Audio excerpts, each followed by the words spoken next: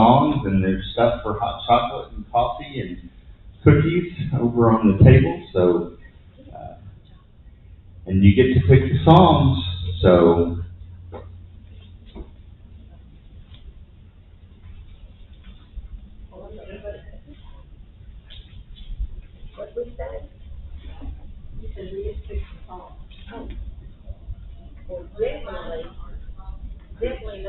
what is it? Find the hardest song. 179. 179. What child is this?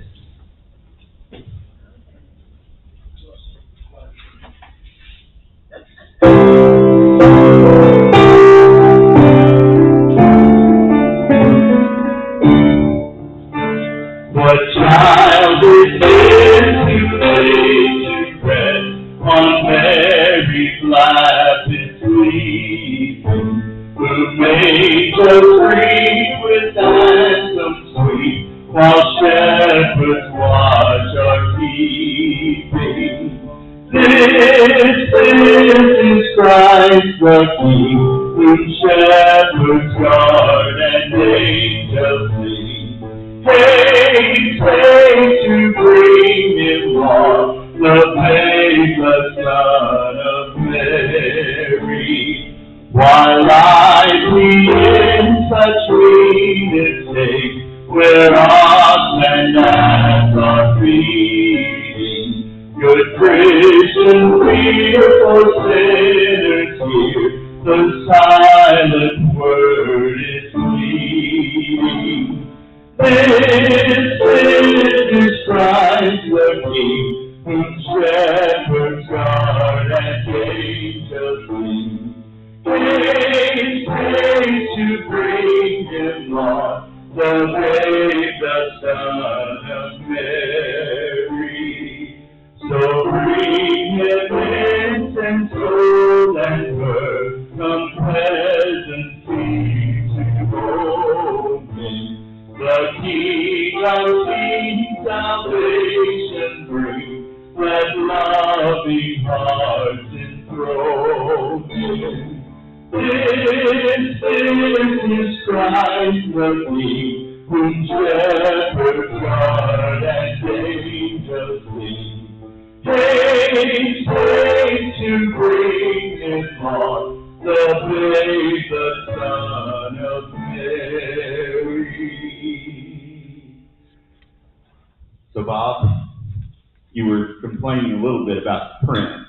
I just want you to know that whenever I have my keyboard in the sanctuary, I don't know if you've ever noticed, but I've added about that much of a pad there. And the other day, Pastor Joseph asked me why it was there. And I tried to explain it to him, and then I took it off thinking I would replace it later and get it connected better. And I didn't get it on there. And it is so that I can see the notes on the bottom row. So I cannot see them well because my trifocals do not focus as they should. So that song lets you know the reason for that extra. All right? So Bob comes and reads for us Trouble at the End. Okay.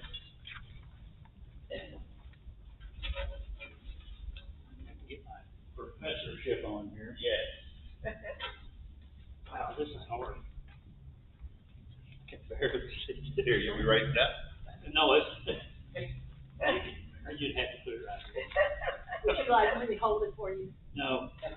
For years now, whenever Christmas pageants are talked about in a certain little town in the Midwest, someone is sure to mention the name of Wallace Purdy. Wally's performance in our annual production of the Nativity play had slipped into the realm of legend. But the old-timers who were in the audience that night never tired of recalling exactly what happened. Wally was 9 that year and in the 2nd grade, though he should have been in the 4th. Most people in town knew that he had difficulty in keeping up. He was big and clumsy, slow in movement and mind. Still, Wally was well liked by other children in his class, all of whom were smaller than he, though the boys had trouble hiding their irritation when uncoordinated Wally would ask to play ball with them. Most often they tried to find a way to keep him off the field. But Wally would hang around anyway, not sulking, just hoping. He was always a helpful boy, a willing and smiling one, and the natural protector, paradoxically, of the underdog. Sometimes if the older boys chased the younger ones away, it would always be Wally who'd say, "Can't they stay?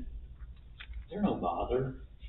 Wally fancied the idea of being a shepherd with a flute in the Christmas pageant that year, but the play's director, Miss Lundberg, assigned him to a more important role.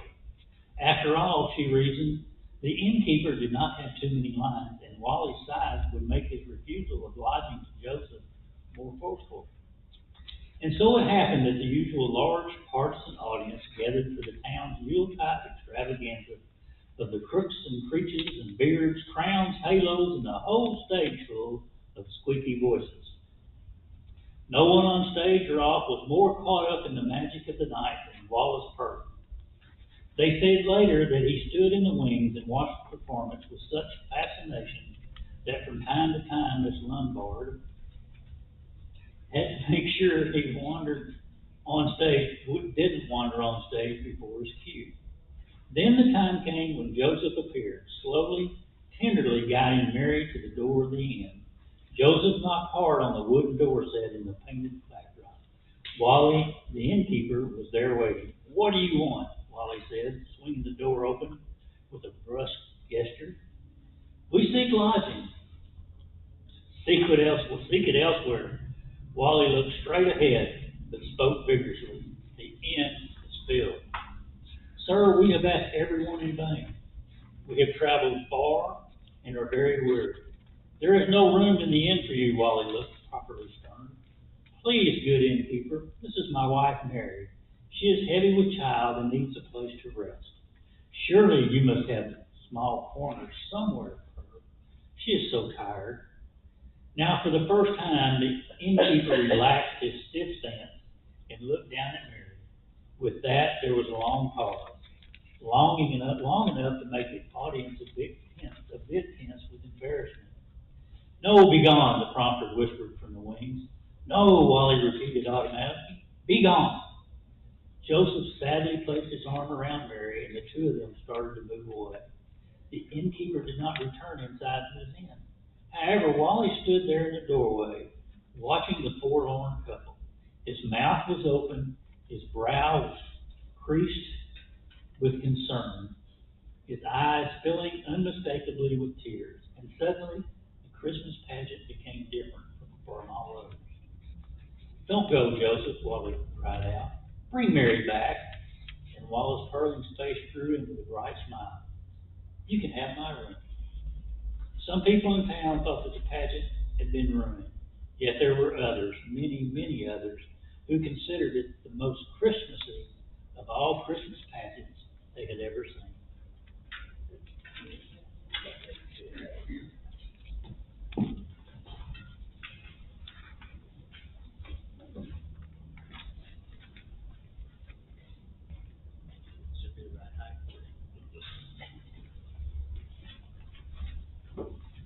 Christmas love. Each December I vow to make Christmas a calm and peaceful experience. I have cut back on non-essential obligations, extensive card writing, endless baking, decorating, and even overspending. Yet still I found myself exhausted, unable to appreciate the precious family moments and, of course, the true meaning of Christmas. My son Nicholas was in kindergarten that year. It was an exciting season for a 6-year-old. For weeks he had been memorizing songs for his school winter pageant.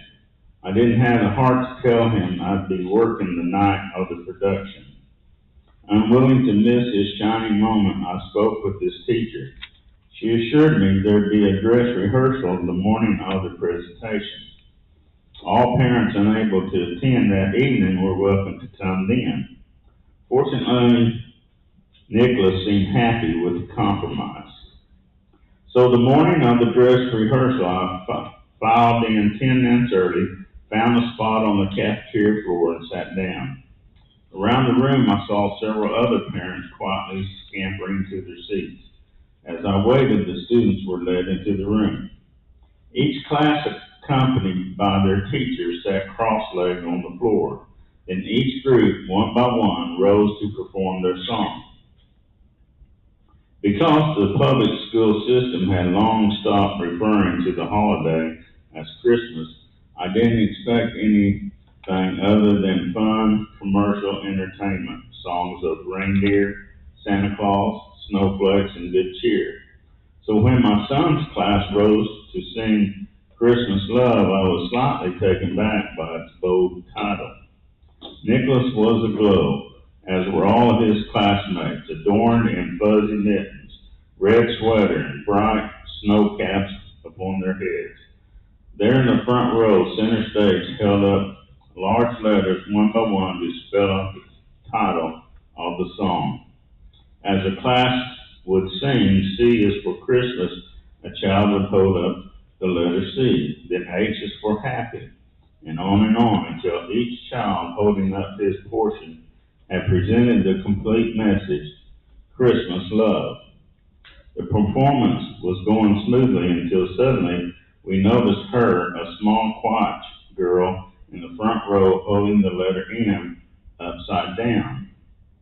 Totally unaware of her letter M appeared as a W. The audience of 1st through 6th graders snickered at this little one's mistake, but she had no idea they were laughing at her, so she stood tall, proudly holding her W. Although many teachers tried to shush the children, the laughter continued until the last letter was raised, and we all saw it together. A hush came over the audience, and eyes began to widen. In that instant, we understood the reason we were there, why we celebrated the holiday in the first place, why even in the chaos, there was a purpose for the festivities. For when the last letter was held high, the message read out loud and clear. Christ was love. And I believe he still is. God certainly does work in mysterious ways. All right. Who has a song? Okay. God rest you, Mary, gentlemen. Page 184. I look forward to it.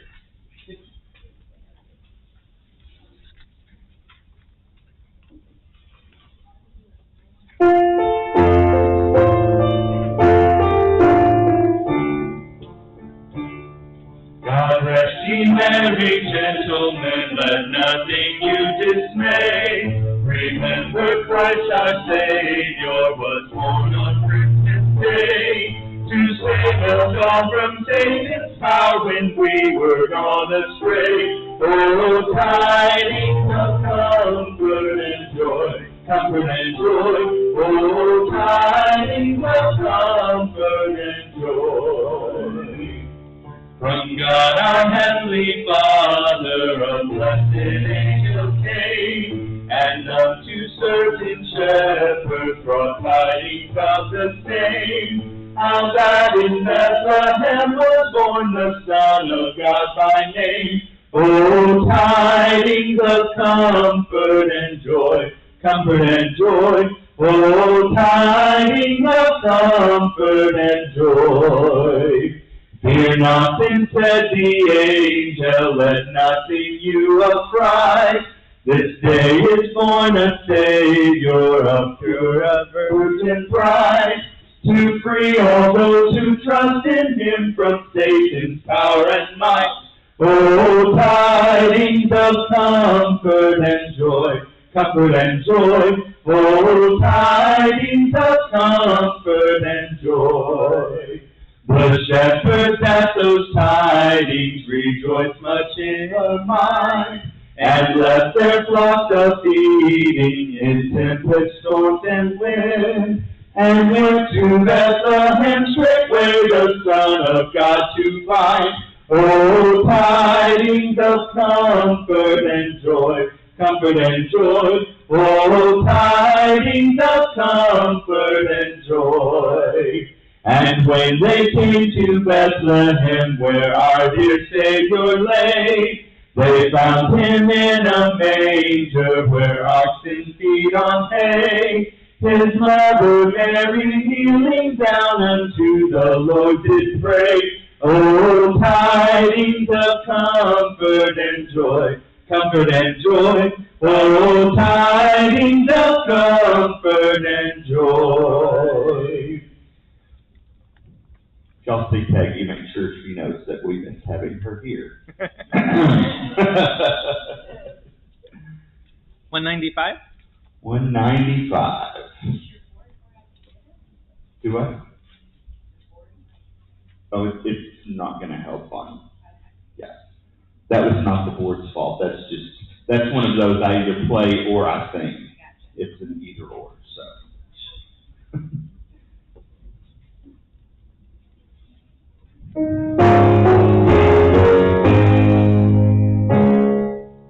I heard the bells on Christmas Day, carol familiar carols ring, and wild and sweet the words repeat of peace on earth, goodwill to men. I saw now as the day had come, the bells resound all Christendom, had rolled a long unbroken song of peace on earth, goodwill to men.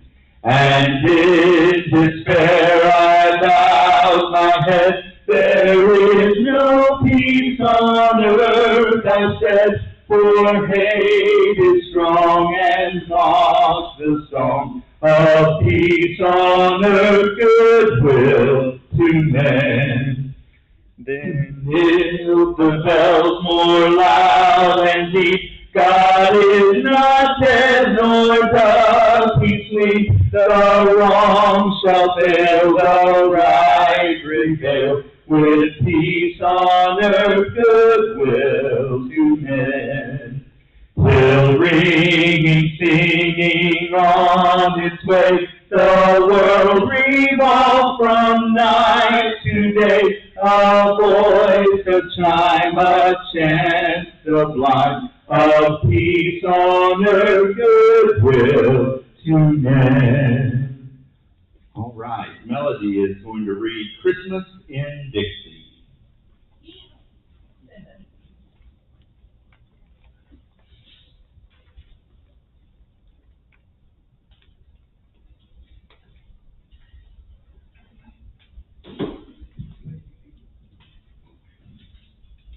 Christmas in Dixie, Lida Jean Bennett. When my husband Earl and I were kids, neither of our families were able to give much of us Christmas. I guess that's why we've made such a big thing of it for our kids. 11 years ago, my mother brought us an outdoor set of nativity figures that light up, and Earl built a plank table to house them. At this time, our 6 children and 17 grandchildren were either living in our country farmhouse or in trailers scattered throughout our 8-acre hilltop property. A few days before Christmas, my brother Bill helped us build a big bonfire in front of the setup. Earl plucked jingle bells on the banjo, the boys joined in guitars, and we raised a joyful noise. That year, it was just a noise. The next year, we put up more lights, and people started stopping their cars and rolling down the windows and listening to the music.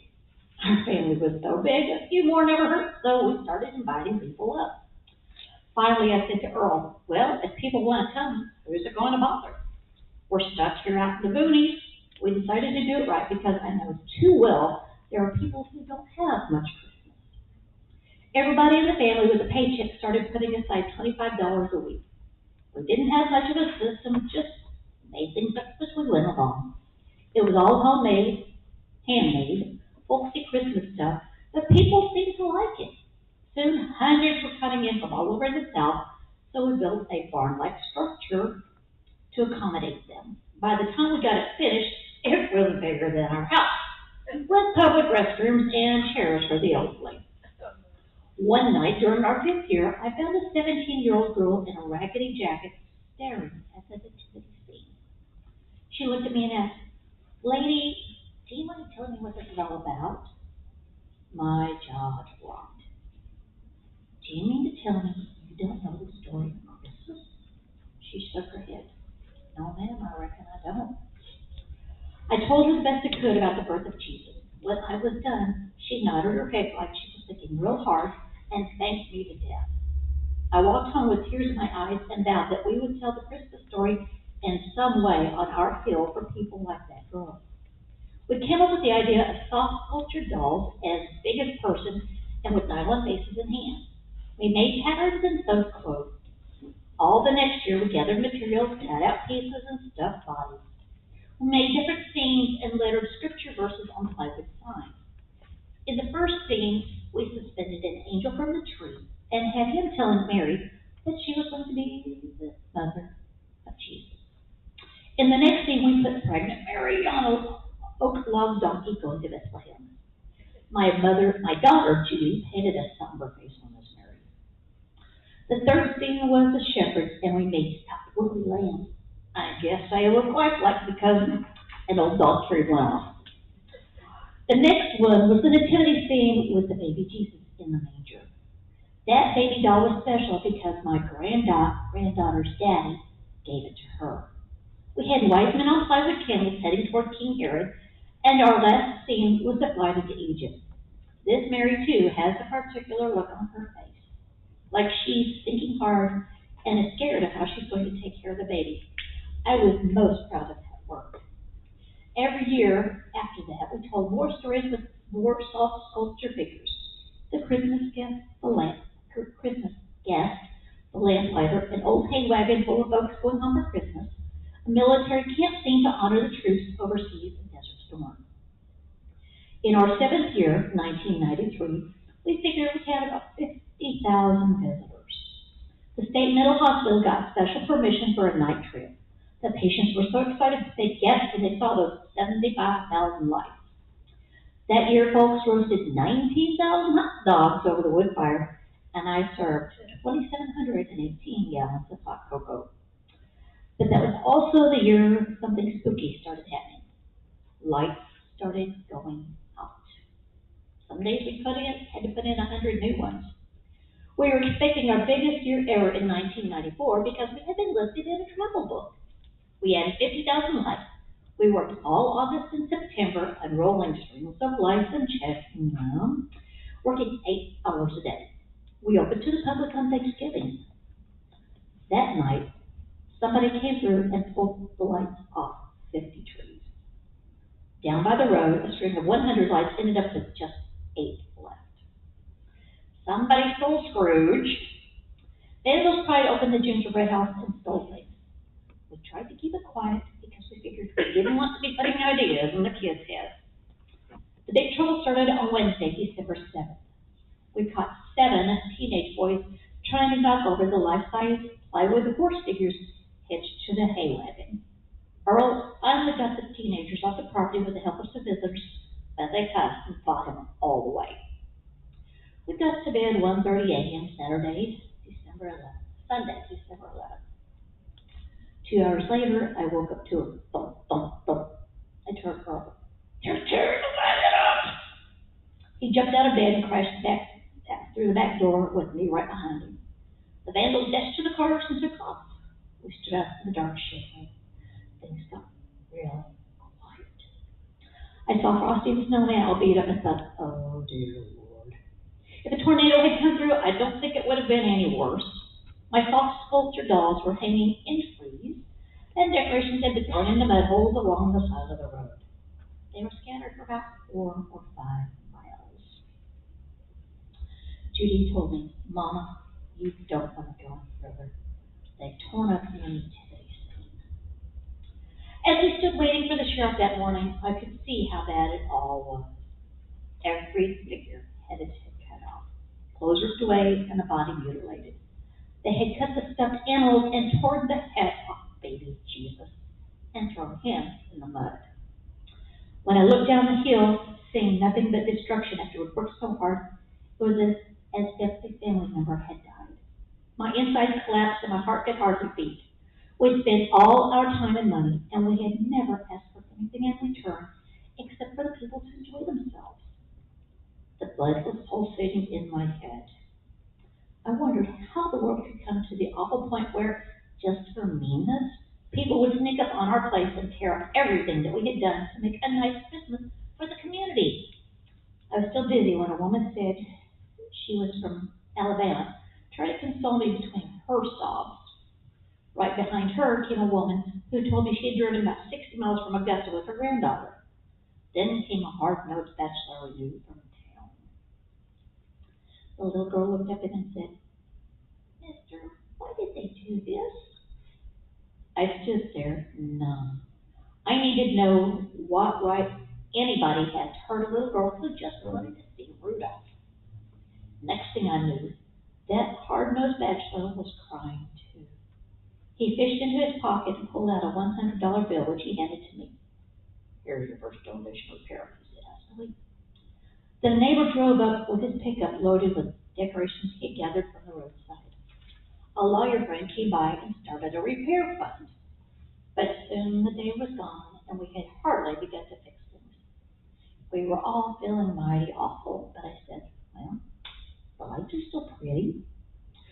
We've got the building and the hot dogs, and if people don't know about this, if they come, we owe it to them to open up." And so we did. I worked inside, keeping the hot chocolate flowing, and around closing time, Bill came in and said, "You won't believe this, but somebody set up to this place down the hill." "Ooh," I asked. "The people. They went to the mud holes and ditches and brought things back. They set the wagon up, the figures are sitting in it, anything that was out of its display box they put back as best they could." At 11 o'clock that night, Judy called after she had walked back to her trailer. "Mama, your nativity scene's back up. You won't believe what the people have done." By Monday morning, a radio station had started collecting donations. Firefighters from nearby Richmond County organized volunteers and donations of decorations. But the thing that touched me most was the phone calls. As soon as I hung up, the phone rang again. A pilot said, "Mrs. Bennett, I've never been to your place, but when I fly over it, it's the warmest feeling in the world, and I know I'm safe once again." The lady said, "If you don't fix anything else, make sure the soldier scene goes back up." My son was in Desert Storm, and he had never seen his baby. We took pictures of the baby at the military camp display and sent them to him, and that was the first look he had of his baby. A woman from South Carolina called. "My husband and I had been coming every year. Last year we were going to get a divorce. It was a sad Christmas, but I decided I would take my little girl over to you anyway. When we arrived, lo and behold, there was my husband. We decided to make another go of it, and now we're happier than we ever have been." I must have had 100 callers that Monday, each one with a tale to tell how much Christmas in Dixie had meant to them. That night I thought, well, Sunday was the worst day of my life, and now today has been the best.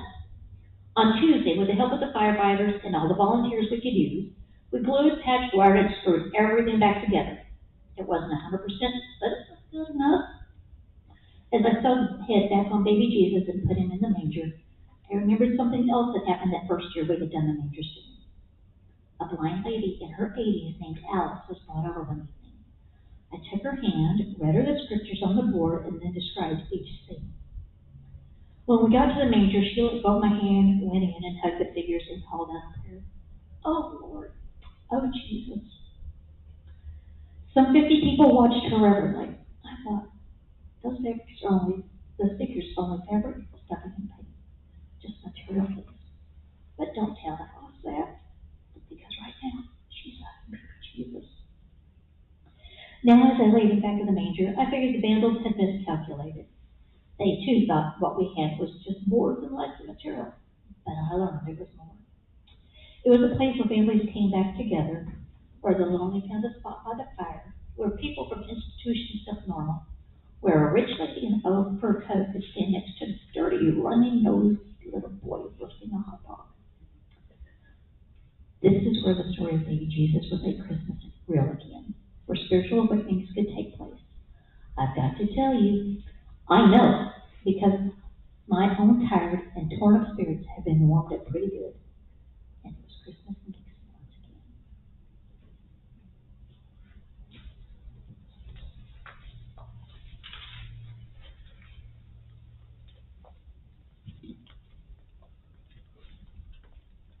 This one's actually about my favorite Christmas movie. It's called It Is a Wonderful Life, and it's written by Jimmy Stewart, December 1987. A friend told me recently that seeing a movie I made more than 40 years ago is a holiday tradition in his family. It's like putting up the Christmas tree. That movie is It's a Wonderful Life, and out of all the 80 films I've made, it's my favorite, but it has an odd history. When the war was over in 1945, I came back home to California from 3 years of service in the Air Force. I had been away from the film business. My MGM contract had run out, and frankly, not knowing how to get started again, I was just a little bit scared. Hank Fonda was in the same boat, and we sort of wandered around together, talking, flying kites and stuff, but nothing much was happening. Then one day, Frank Capra phoned me. The great director had also been away in the service, making the Wiry Fight documentary series for the military, and he admitted to being a little frightened too. But he had a movie in mind. We met in his office to talk about it. He said the idea came from a Christmas story written by Philip Van Doren Stem. Stem couldn't sell the story anywhere, but he finally had 224-page pamphlets printed up at his own expense, and he sent them to his friends as a greeting card. Now listen, Frank began hesitantly. He seemed a little embarrassed about what he was going to say. The story starts in heaven, and it's sort of the Lord telling somebody to go down to earth because there's a fellow who's in trouble, and this heavenly being goes to a small town and... Frank swallowed and took a deep breath. Well, what it boils down to is this. This fellow who thinks he's a failure in life jumps off a bridge. The Lord sends down an angel named Clarence, who hasn't earned his wings yet, and Clarence jumps into the water to save the guy. But the angel can't swim, so the guy has to save him. And then Frank stopped and wiped his brow. This doesn't tell very well, does it? I jumped up. Frank, if you want to do a picture about a guy who jumps off a bridge and an angel named Clarence who hasn't won his wings yet coming down to save him, well, I'm your man. Production of It's a Wonderful Life started on April 15, 1946. And from the beginning, there was a certain something special about the film. Even the set was special. 2 months had been spent creating the town of Bedford Falls, New York. For the winter scene, the special effects department invented a new kind of realistic snow instead of using the traditional white cornflakes. As one of the longest American movie sets ever made until then, Bedford Falls had 75 stores and buildings on 4 acres with a 3-block main street lined with 20 full-grown oak trees. As I walked down that shady street the morning we started work, it reminded me of my hometown, Indiana, Pennsylvania. I almost expected to hear the bells of the Presbyterian church where Mother played the organ and Dad sang in the choir.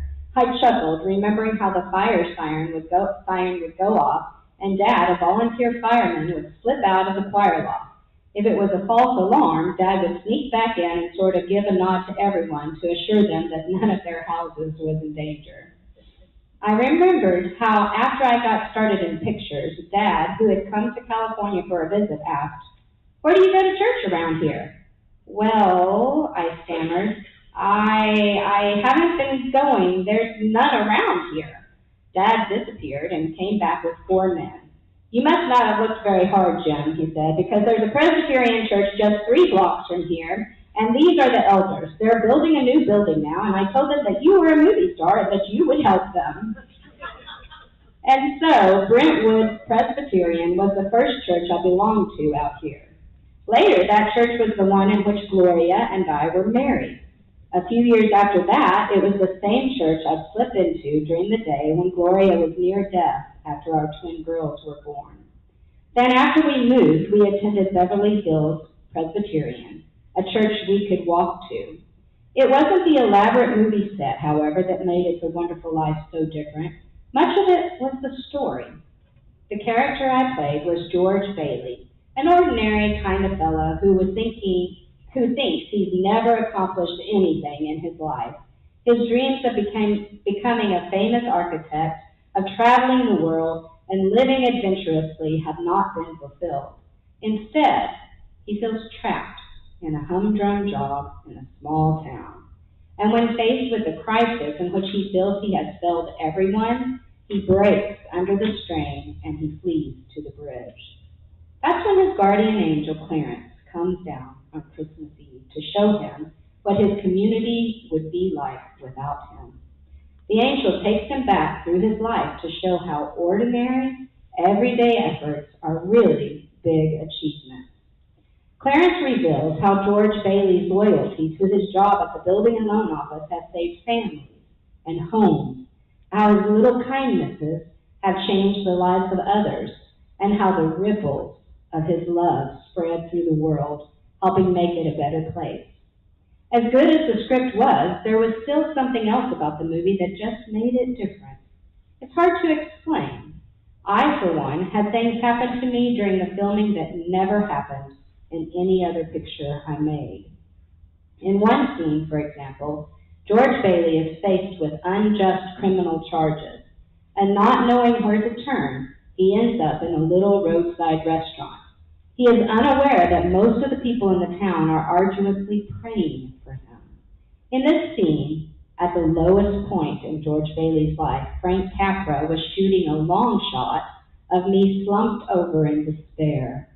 In agony, I raised my eyes, and following the script, I pleaded, God, dear Father in heaven, I'm not a praying man, but if you are up there and you can hear me, show me the way. I'm at the end of my rope. Show me the way, God.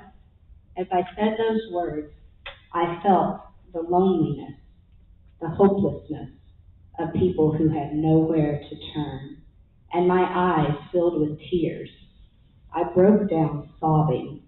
This was not planned at all, but the power of that prayer, the realization that our Father in heaven is there to help the hopeless, had reduced me to tears.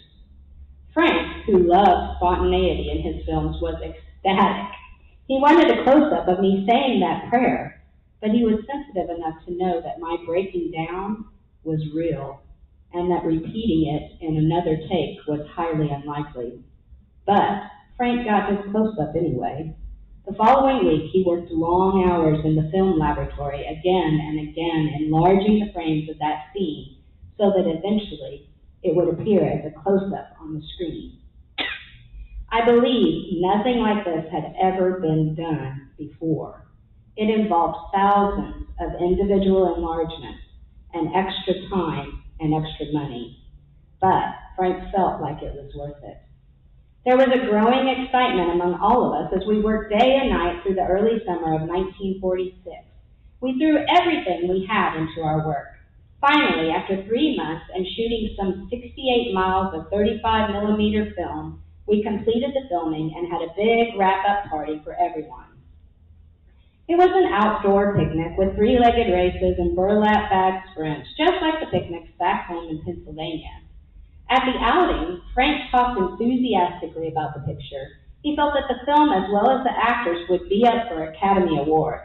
Both of us wanted it to win not only because we believed in its message, but also for the reassurance that we needed in this time of starting over. But life doesn't always work out the way we want it to. The movie came out in December 1946, and from the beginning, we could tell it was not going to be the success we had hoped for. The critics had mixed reactions. Some liked it, a human drama of essential truth. Others felt it too sentimental, a figment of simple Pollyanna platitudes. As more reviews came out, our hopes sank lower and lower. During early February 1947, 8 other current films, including Sinbad the Sailor and Betty Grable's The Shocking Miss Pilgrim, outranked it in box office income. The post-war public seemed to prefer lighthearted fare.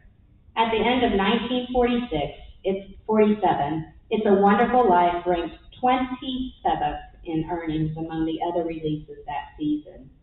And although it earned several Oscar nominations, and despite our high hopes, it won nothing. Best Picture for 1946 went to The Best Years of Our Lives. By the end of 1947, the film was quietly put on the shelf. But a curious thing happened. The movie simply refused to stay on the shelf. Those who loved it a lot, and they must have told others. They wouldn't let it die any more than the angel Clarence would let George Bailey die. When it began to be shown on television, a whole new audience fell in love with it. Today, after some 40 years, keep in mind this was written in 1987, I've heard the film called an American cultural phenomenon. Well, maybe so, but it seems to me there is nothing phenomenal about the movie itself. It's simply about an ordinary man who discovers that living each ordinary day honorably, with faith in God, and a selfless concern for others, can make for a truly wonderful life.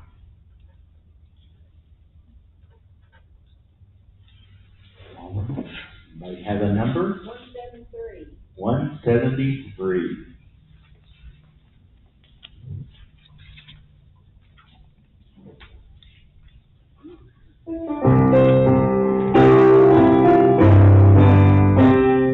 Joy to the world, the Lord is come. Let earth receive her King. Let every heart prepare his room, and heaven and nature sing, and heaven and nature sing, and heaven and nature sing. Joy to the world, the Savior reigns. Let men their songs employ, while fields and floods, rock hills and plains, repeat the sounding joy, repeat the sounding joy, repeat the sounding joy. No more the sin and sorrow grow, nor thorns infest the ground. He goes to make his blessing flow, far as the curse is found, far as the curse is found, far as the curse is found. He rules the world with truth and grace, and makes the nations prove the glories of his righteousness, and wonders of his love, and wonders of his love, and wonders of his love. Can you do the 4 measures on the next page? Is it? Yeah, it's just 4 measures. What is that? What is that? Yeah. That's a medley. So it comes out of Joy to the World and it's going into Joyful, Joyful.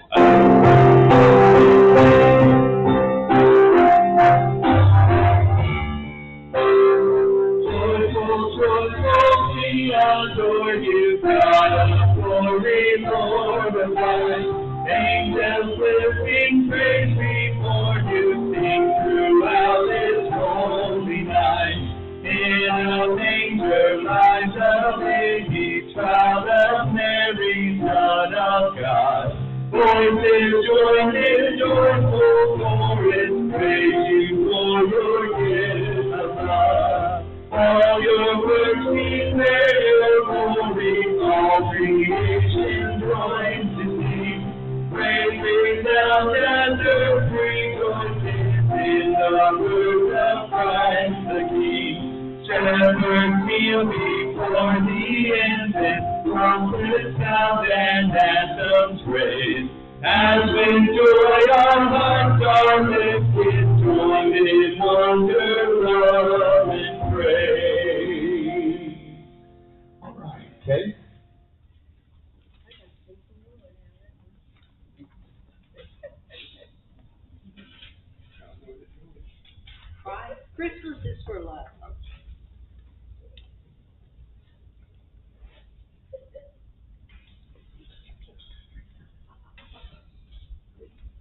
Christmas is for love. Christmas is for love. It is for joy, for giving, for sharing, for laughter, for reuniting with family and friends, for tinsel and brightly colored packages. But mostly, Christmas is for love. I had not believed this until a small elf-like student with wide, innocent eyes and a soft, rosy cheeks gave me a wondrous gift one Christmas. Mark was an 11-year-old orphan who lived with his aunt, a bitter, middle-aged woman, greatly annoyed with the burden of caring for her dead sister's son. She never failed to remind young Mark that if it hadn't been for her generosity, he would be vagrant, homeless waif, still with all the scolding and chilliness at home. He was a sweet, gentle child. I had not noticed Mark particularly until he began staying after class each day. At the risk of annoying his aunt's anger, I later found, to help me straighten up the room. We did this quietly and comfortably, not speaking much, but enjoying the solitude of that hour of the day. When we did talk, Mark spoke mostly of his mother. Though he was quite small when she died, he remembered a kind, gentle, loving woman who always spent much time with him. As Christmas drew near, however, Mark failed to stay after school each day. I looked forward to his coming, and when the days passed and he continued to scamper hurriedly from the room after class, I stopped him one afternoon and asked why he no longer helped me in the room. I told him how I'd missed him, and his large eyes lit up eagerly as he replied, "Did you really miss me?" I explained how he had been my best helper. "I was making you a surprise," he whispered confidentially. "It's for Christmas." With that, he became embarrassed and dashed from the room. He didn't stay after school any more than after that. Finally came the last day of school. Mark crept slowly into the room late that afternoon with his hands concealing something behind his back. "I have your present," he said timidly when I looked up. "I hope you like it." He held out one of his hands, and there, lying in his small palms, was the tiny wooden box.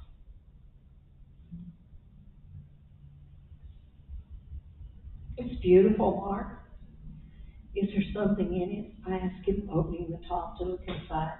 "Oh, you can't see what's in it," he replied, "and you can't touch it, or taste it, or even feel it. But Mother always said it makes you feel so good all the time, warm on cold nights and safe when you're all alone." I gazed into the empty box. "What is it, Mark?" I asked gently, "that will make me feel so good?" "It's love," he whispered softly. "And Mother's always said it's best when you give it away." And he turned quickly and left the room. So now I keep a small box, crudely made of scraps of wood, on the piano in my living room. And only smile as inquiring friends raise quizzical eyebrows when I explain to them. But there's love in it. Yes, Christmas is for gaiety and mirth and song, for good and wondrous gifts. But most of all, Christmas is for love.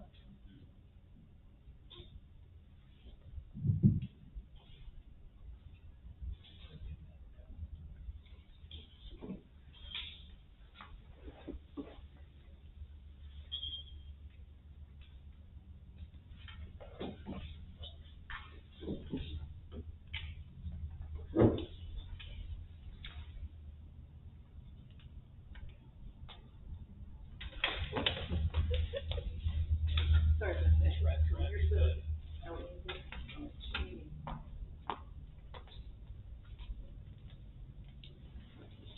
This is adapted from Two Babes in a Manger. Oh, I thought I could hear my loud voice. This is adapted from Two Babes in a Manger, and the author is unknown. In 1994, two Americans answered an invitation from the Russian Department of Education to teach morals and ethics based on biblical principles in the public schools, prisons, businesses, the fire and police department, and a large orphanage. About 100 boys and girls who had been abandoned, abused, and left in the care of government-run programs were in the orphanage. They relate the following story in their own words. It was nearing the holiday season. It was time for us orphans to hear the Christmas stories for the first time. We told them about Mary and Joseph arriving in Bethlehem and finding no room in the inn. The couple went to a stable where the baby Jesus was born and placed in a manger. Throughout the story, the children and the orphanage staff just sat in amazement as they listened. Some sat on the edge of their stools trying to grasp every word. Completing the story, we gave the children 3 small pieces of cardboard to make a crude little manger, and each child was given a small paper square. Following the instructions, the children tore the paper and carefully laid the strip in the manger to make straw. Small squares of flannel were used for the little baby's blanket, and a little doll-like baby was cut from the tan felt. The orphans were so busy assembling their manger as I walked among them to see if they needed any help that all was going well until I got to just one table where little Misha sat with the little boy.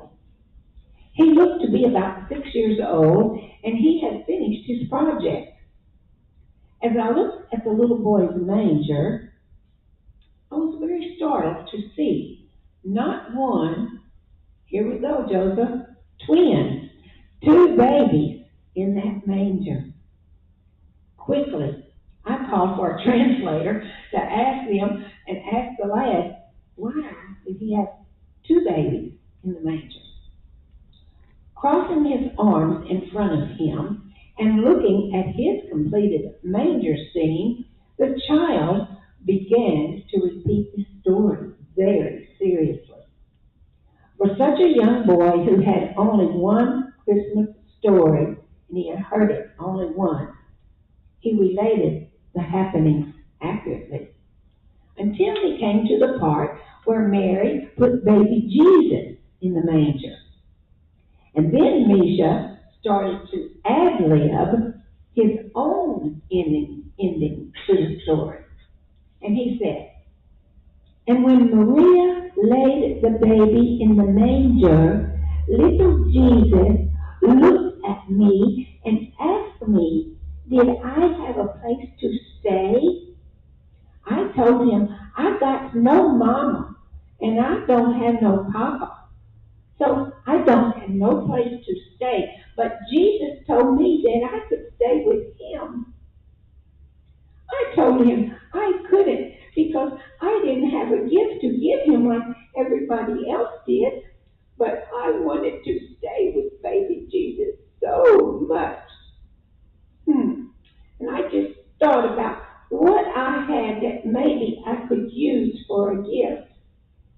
I thought, well, maybe if I just kept him warm and snuggled with him, that would be a good gift. So I asked Jesus, if I just keep you warm, will that be a good enough gift?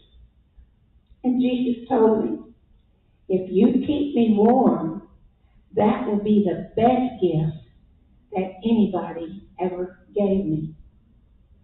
So I just got myself up into the manger, and then Jesus looked at me and he told me that I could just stay with him for always. As little Misha finished his story, his eyes brimmed full of tears that splashed down his little cheeks. The little orphan had found someone who would never abandon him, would never abuse him, someone who would stay with him for always.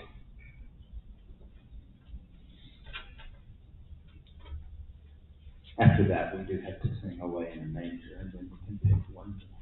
Okay, 176.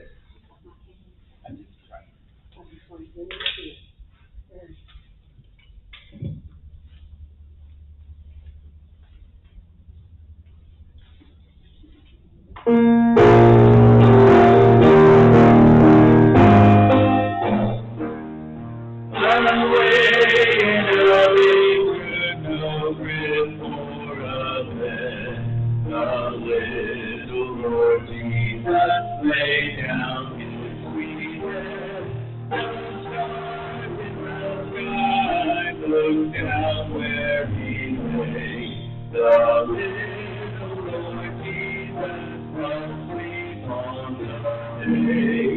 Let that will meet the baby away. But little Lord Jesus still crying he may. I love thee, Lord Jesus, look down from the sky and stay by my cradle till morning is nigh. Be near me, Lord Jesus, I ask thee to stay. Close by me forever and love me, I pray. Bless all the dear children in thy tender care, and bid us for heaven to live with thee there. 175. And if you didn't get to yours this week, we'll do them next week also. So.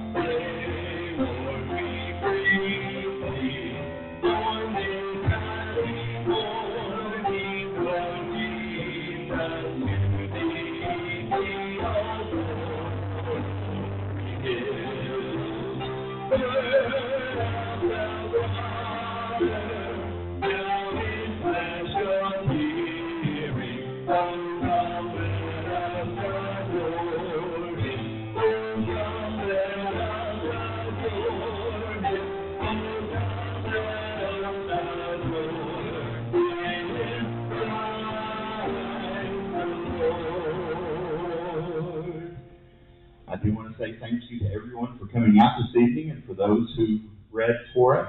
Thanks to Michael Kinsey for getting the coffee and the water and all of that ready for us and everything set up in here, and I appreciate his help today.